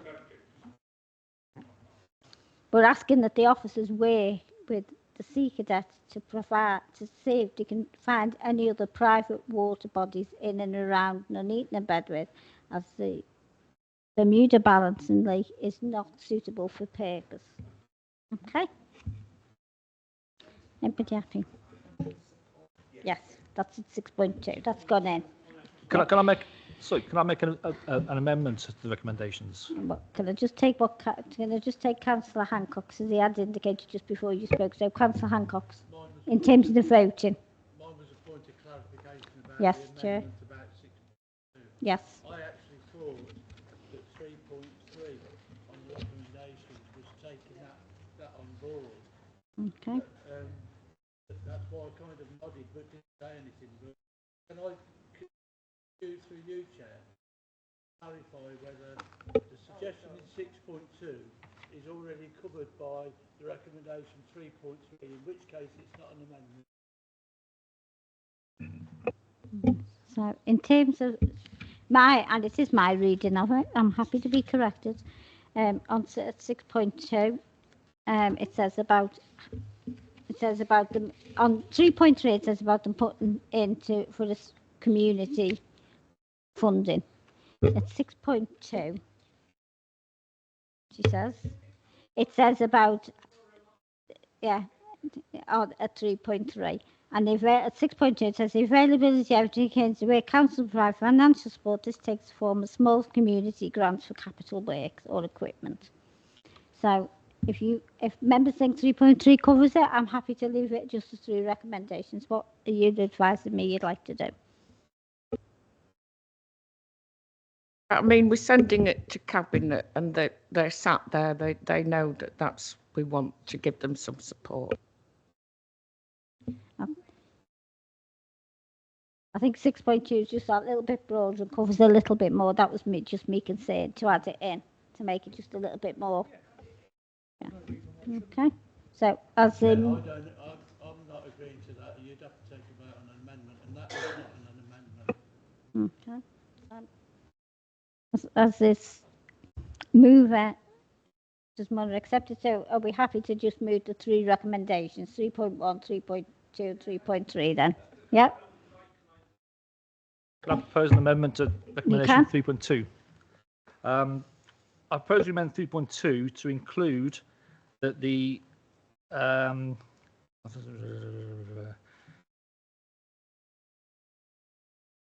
officers also work with the Sea Cadets to discuss any mitigations on Borough water bodies, as well as just push them to private water bodies, also include public water bodies and any mitigations that they can possibly work with. Is that received a seconder? No. Doesn't receive a seconder, so that falls. So I'm moving back to the recommendations. I've been asked for a recorded vote. Kelly, when you're ready. So you're voting for the recommendations or against them? So this, just to clarify, this is the recommendations at point 3, including 6.2. Is that correct? Yeah. So if you would like to tell me if you're voting for, against or abstaining. Sorry, Chair, probably me being thick. I thought we had just.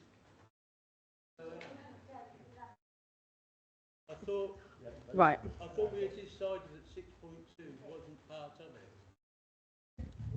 Okay.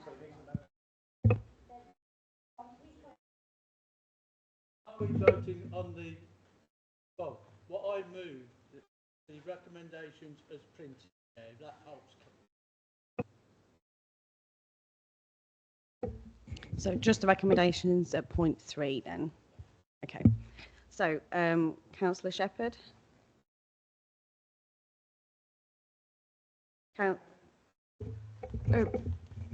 Councillor Smith asked for an amendment for private stroke public water bodies at 3.2. It was, I'll second that. Sorry, Chris.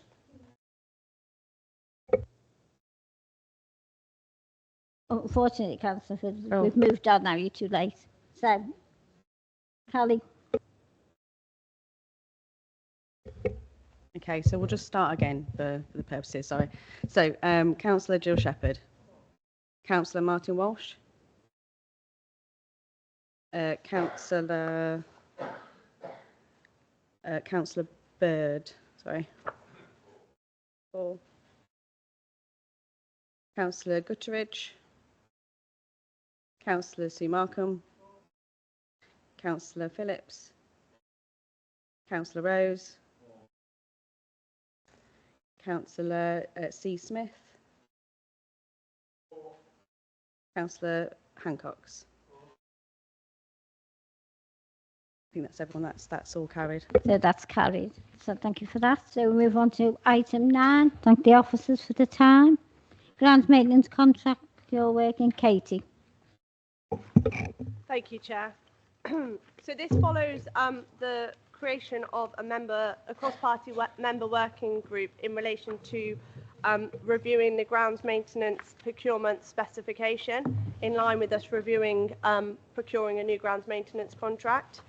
So following that OSP approval, we've had several member working groups over the last couple of months to review the existing specification, to look at kind of the numbers, etc., in relation to the existing specification, and to get recommendations of how we could move those forward in the new contract, and to obviously with a view to drafting and soft market testing a new grounds maintenance contract. So in relation to where we are to date, we're working towards a procurement starting for a new contract to commence on the 1st of November 27. And that's the timetable that has been produced from a procurement perspective, and obviously what we're working towards. So in relation to that, obviously the first thing that we did was the member working group to review the specification and obviously look at what we need to include moving forward and get a steer really on what should be in or should be out of that contract. So we had some really successful sessions, really scrutinised each area of the contract and obviously advised if there were certain things that should remain within the grounds maintenance contract, look at options being put into a separate contract if they were specialised, for example, water body cleansing, looking at pitch maintenance, etc. And then things that we could potentially also bring in-house, so through emptying of bins, litter collecting, hard surface maintenance, maybe through our own waste team. So it was really good to review all the options and look at how we can ensure that the new specification is what the borough needs, and obviously the input from the cross-party member group. So I won't go through every single line because hopefully you've had an opportunity to review those. But as part of that, we did literally break down every section of the specification to date and obviously make recommendations.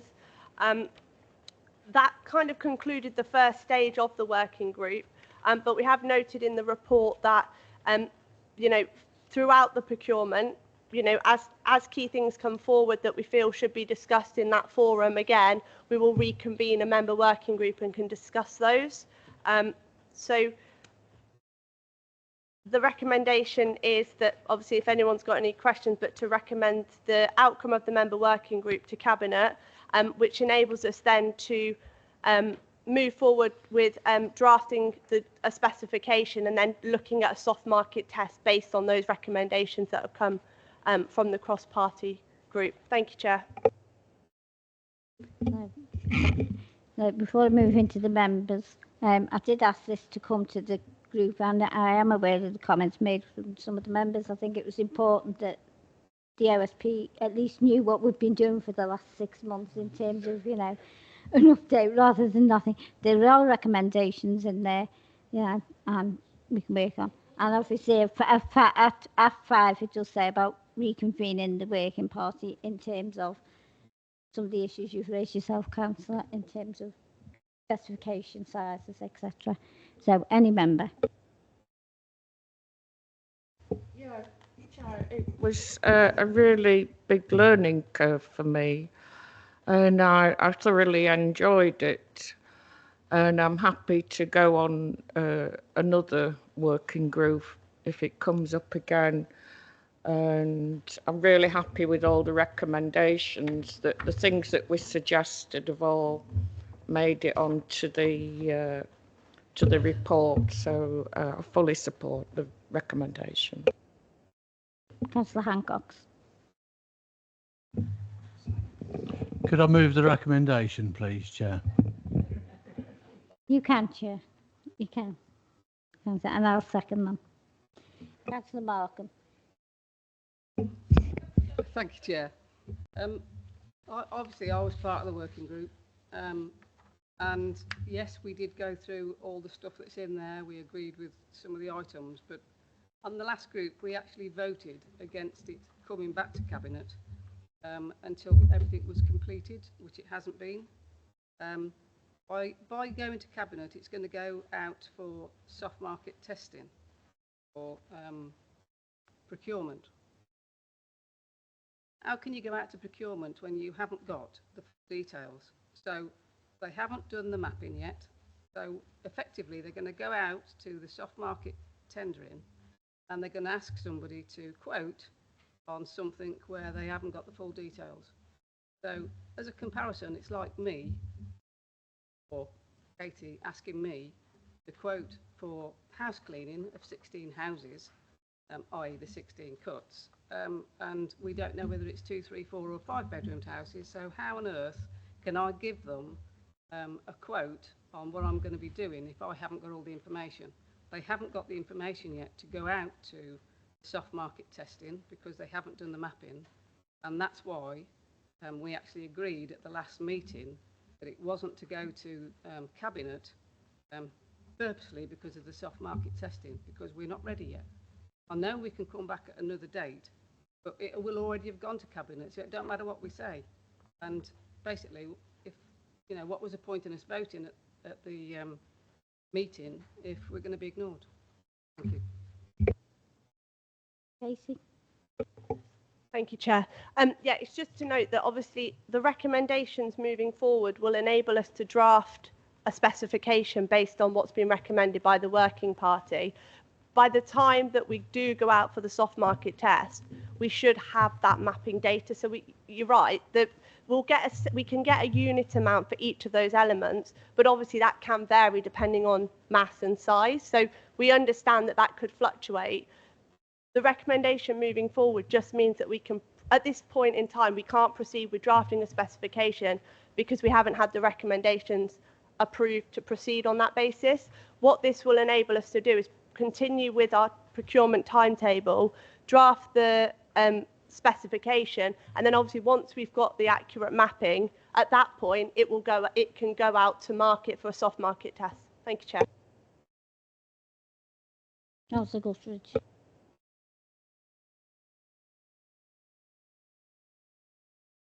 You did Sorry, in Chair. the case. I was in my own little world. Sorry. Well, I call this the jigsaw report because obviously pieces are missing. I've sat as portfolio holder in the Parks office, and one of the biggest complaints and the most complaints we get is about grass cutting. I got so engrossed with it because we do 3.1 million square metres of grass, which equates to about 430 or 460 odd football pitches.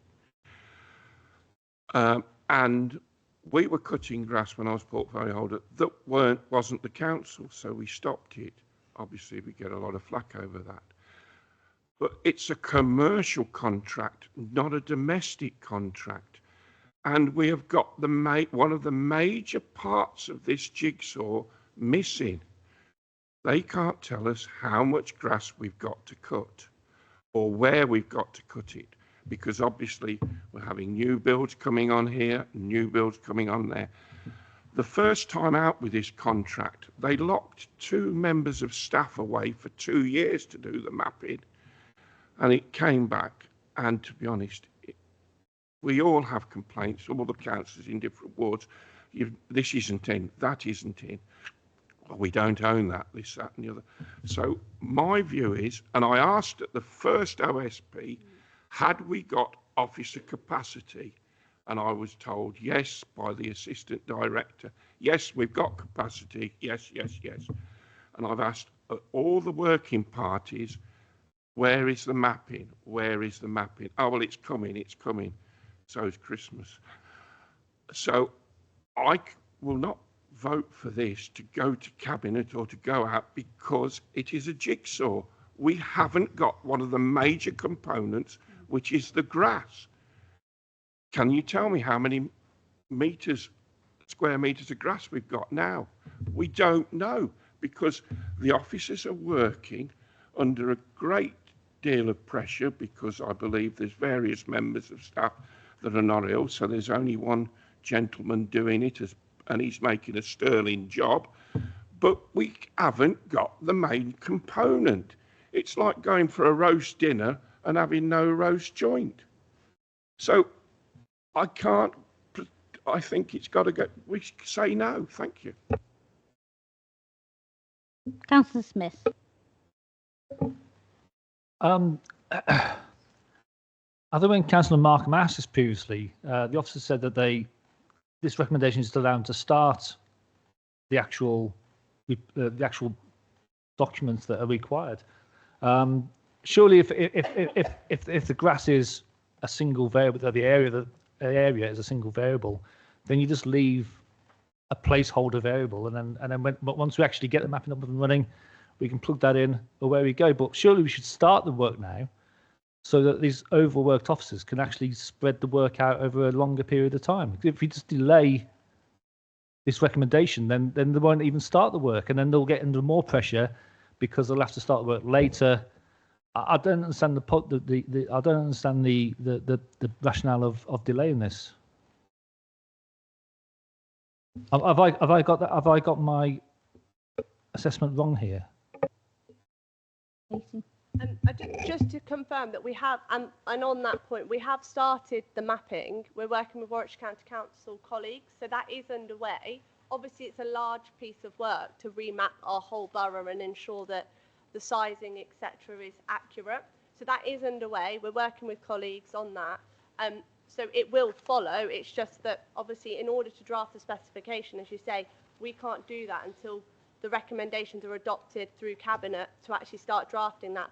Once the mapping and the sizing has been received at that point, that will then feed into the next stage of the work. Thank you, Chair. Yeah. Councillor Hancock. Thank you, Chair. It's quite right for councillors to raise issues. After all, this is a scrutiny panel.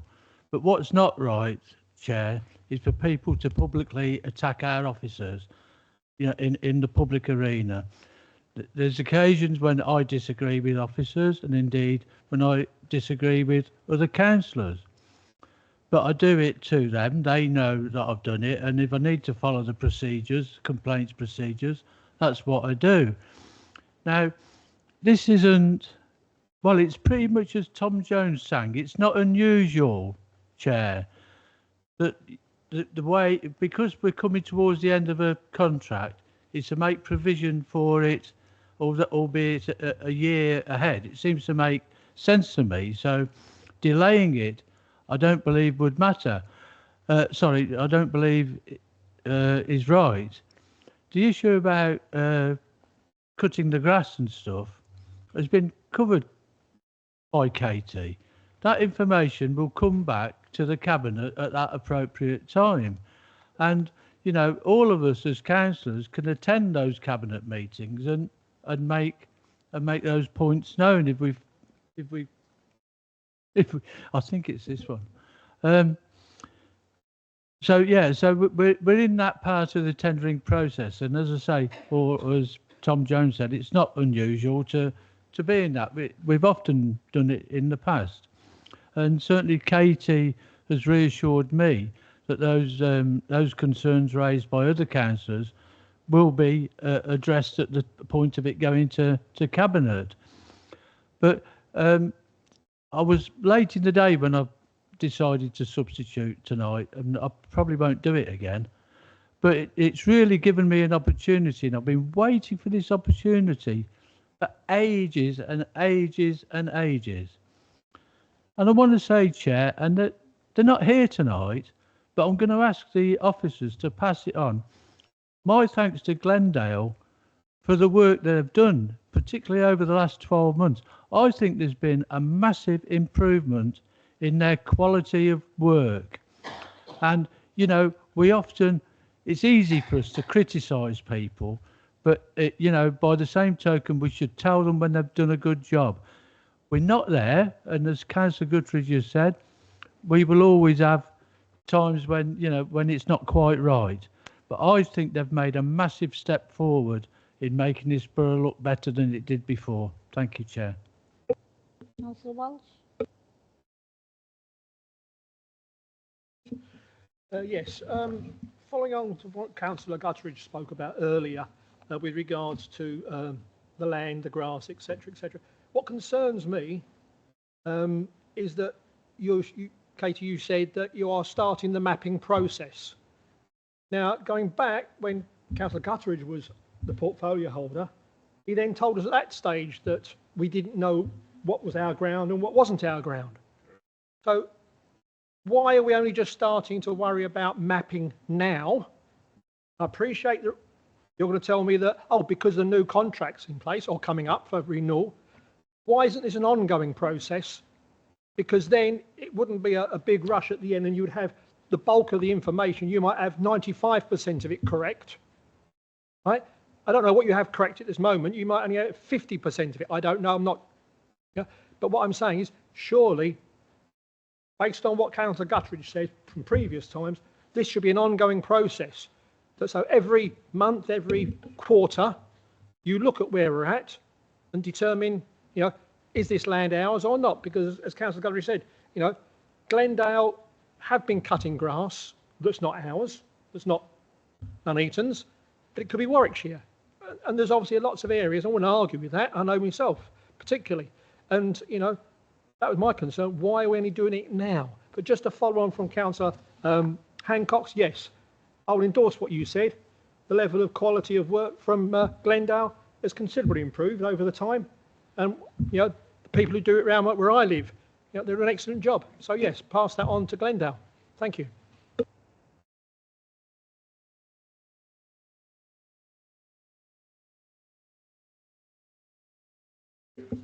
Right. So, just thanks, Chair. I was just going to note that first point around the mapping system. So the functionality of the existing mapping system has been reviewed, and we are looking at new software to move forward. It has been a capacity issue around keeping our systems up to date, but we are in the process of recruiting a vacant post, which will now include managing the GIS, which is the mapping system, and keeping that up to date. So we'll have a designated member of the team who will have that within their role responsibilities to keep the system and map up to date. Thank you. So I've got 3 more speakers, and then I'll be moving on to the recommendations. Councillor Phillips. Yeah, well, I was going to say what you've just said. It was, we've had some really old-fashioned and rubbishy ways of storing information, but we're now getting new software and more stuff and what have you. But at the same time, you know, you don't have to reinvent the wheel with this, do you? I mean, it's been something that's been going on for God knows how many, well, since the 70s. We've been having to do this. And the other thing is, you know, we did a lot, we've covered a lot on the working party, and I would, if we delay it now for something that's already being addressed, it's like a slap in the face, isn't it? And it's just putting everything back, all the other things that we've discussed. Grass cutting was just one of them. And just finally, I completely agree with Bill. There's been really big improvements with the grass cutting, particularly Coronation Court, which is one of our housing complexes. It used to look like it being cut with a rake and a scythe. It was absolutely awful, and that went on for years. Now it looks really nice, and so yeah, I just want to pass on those compliments. Thank you. Councillor Baird. Thank you, Chair. Just a couple of points. On paragraph 3.2, you're looking to complete the contract by 1st of November 2027. Is the items that you're taking out, such as the Christmas lights and tree installations, and the fly tipping's already in-house anyway, that's going to our in-house people. But the Christmas light switch, I see that's going to an external contractor via town centre management team. I think that's good. But will the town centre management team, be able to get their contracts in place to coincide with this? Katie. Yeah, those conversations have already started with the town centres team around looking at contractors or suppliers to deliver that service, and obviously they're aware of that deadline, that the 2027 Christmas period would be under that new contract. Thank you. Thank you. Last speaker, Councillor Rose. Thank you, Chair. One is kind of around this paper is coming back to the issue. What I said to the cabinet member is about that contractors doing their own kind of homework checking, and what I would like to see is in terms of execution, that let's say if a councillor reports something and it's being ticked as done and actually it's not done, then I would expect that officer would go out and instead of kind of saying we'll do it later, there's going to be associated penalty with basically incorrect information. And the two other things was, one was around shrubs, which was mentioned. I mean, broadly, I agree, but I was slightly worried that it's a blanket approach about not replanting. And I can envisage a number of situations where shrubs actually serve a certain purpose. It's not just aesthetic. It could be, for example, protecting grass verges from cars going on, etc. So I would be really cautious about just blanket no replanting policy on shrubs. And the last bit was around sports pitch maintenance, which I understand is still kind of tied into grounds maintenance contract. But I thought, has there been actually any, from a business perspective, there's been any assessment, is it worth keeping it in? Because quite frequently sports pitch maintenance requires specialist equipment, and if it's a general, and that has happened in past, a general grounds maintenance team comes out and does a really poor job in terms of keeping sports pitch up. So it may be actually commercially more viable to have a specialist company just looking at sports pitches and getting it done separately. Thank you. Katie. Yeah, coming on that final point, Councillor, around sports pitches, we did a soft market test to review, based on our existing contract for sports pitch maintenance, what would that cost look like if it was outsourced.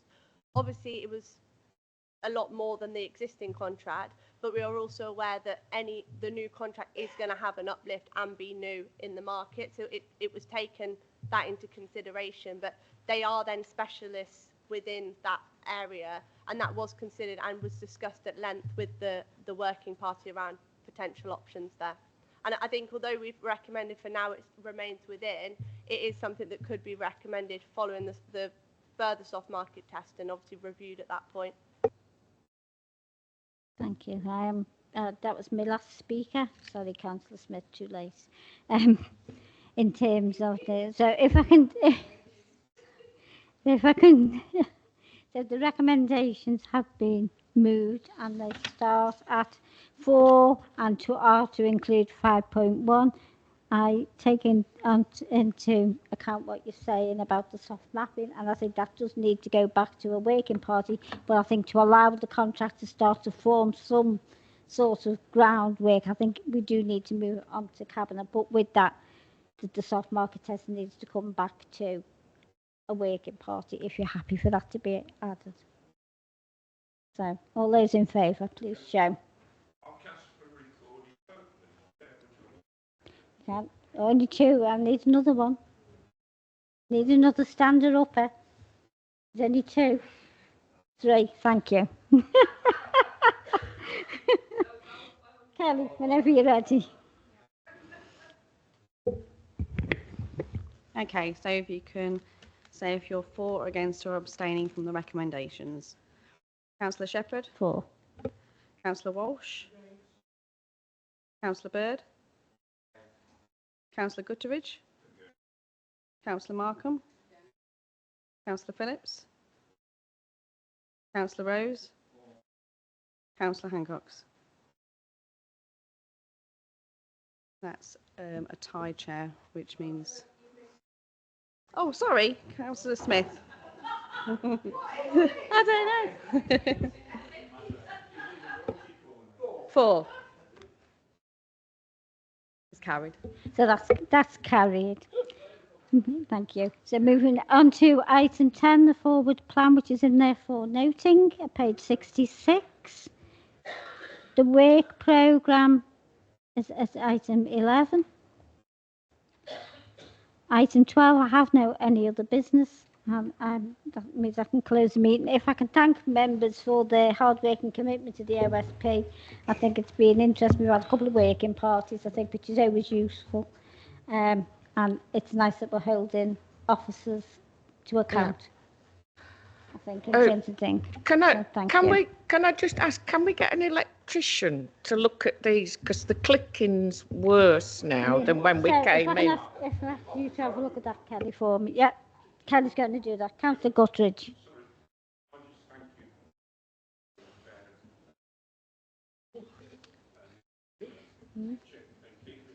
Keeping you in order.